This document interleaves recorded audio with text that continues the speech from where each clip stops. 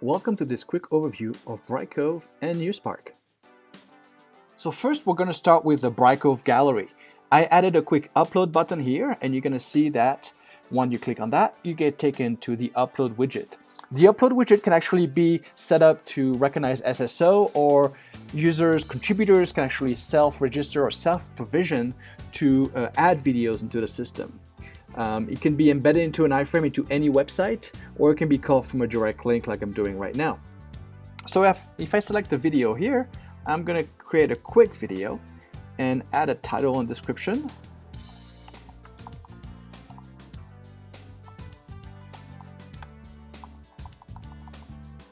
And here you can see that the actual upload widget form can have a custom HTML. So now this is really to help the customers be able to have the contributors actually agree to all the different policies of the company that is hosting this. So here, for example, an end user that's uploading a video needs to agree with the brand guidelines, the terms and conditions, if this is a contest. If it's for employee-generated content or content for digital marketing, there would be more of a code of conduct policy URL that would point back to the company's code of conduct policy internally.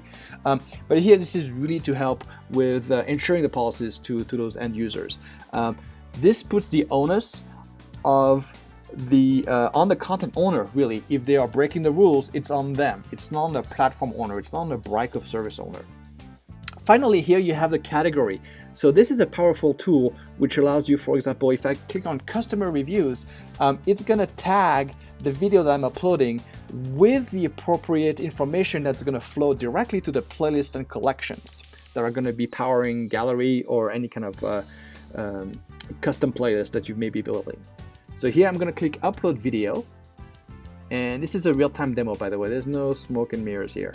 So as I'm done uploading the video, what's going to happen next is it's going to send it to the NewSpark platform. So let me go in there and log in, and we see that we already have the asset showing up in here. If I double click on it, you can see that the media is currently processing. This is where you actually have the optional moderation workflow for the assets. So you can users can automatically approve or manually approve or deny the content. If they deny, they can provide reasons that would send email notifications back to the content contributor as far as if it's been approved or why it's been denied. You can also do a video editor when you can trim the in and out point of the video. You can download the original, so that's been helpful for customers that are using NewSpark to gather B-roll content or content from vendors, and then you need to be able to recut this into a program, so like Hearst is doing, for example. And here you can do the manual transfer to Brightcove if you wanted to, if it's not been set up to be automatic. So let me take a look into the Brightcove account and make sure that this content has been uploaded in there.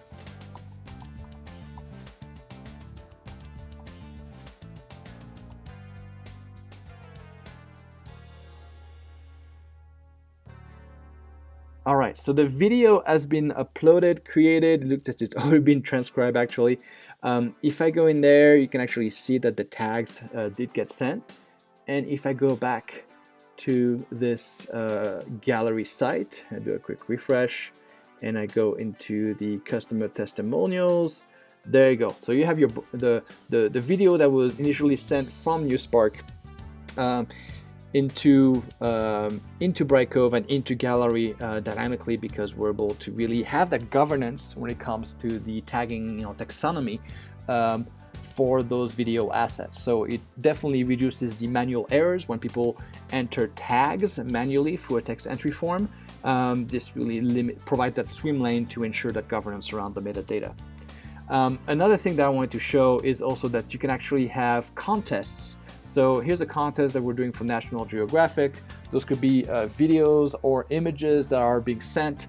You can gamify the contest so that if somebody keeps uploading or commenting or liking on content, they get a higher score. Therefore, they may be able to get discounts or prices depending on their activity. And finally, you also have the ability to have user profiles. So that's been very helpful for the content contributors now to see only what they've uploaded and be able to only edit the metadata of their uploaded content and no one else's. So instead of having to go through the media module, end users can actually and be able to see all content and edit all content.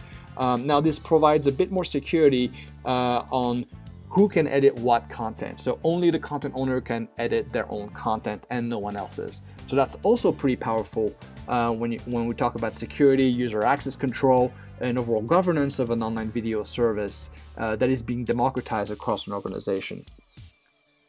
So how did we do that transfer to Brightcove? So it's actually pretty easy. If you go back to the NewSpark platform, you can see here that we're going to have a media transfer setting. And if I click on that, we can actually see that we're going to use our client ID, our client secret, and our publisher ID. That's pretty much it. You can also customize here the email response that are going to be sent to the content contributors, so they can actually see and receive a notice of what they've uploaded, making sure that they have a confirmation that they can take back to the web publisher. You can also add any other HTML in there, which would help reinforce the overall online video strategy of a customer. So that's what happens now when you have a video uploaded to the system. Where do you publish it? How do you publish it? How do you add a call to action? How do you create a table of content? How do you report on it? You can really reinforce that for every day, every time somebody uploads a video to the overall service, which is pretty powerful. You can also set up other different types of transfers. So for example, if you want to use Widen, a digital asset management system, or anything else, you can see here all the different options where you can actually send the content to, and you can have different rules depending on how many different uploaders you have, or depending on the logic of where you need to send that content to from the upload form. And it's going to have a destination that's going to be designated as you pick that out, or as the end users or contributors pick that out into your upload form. So pretty powerful stuff.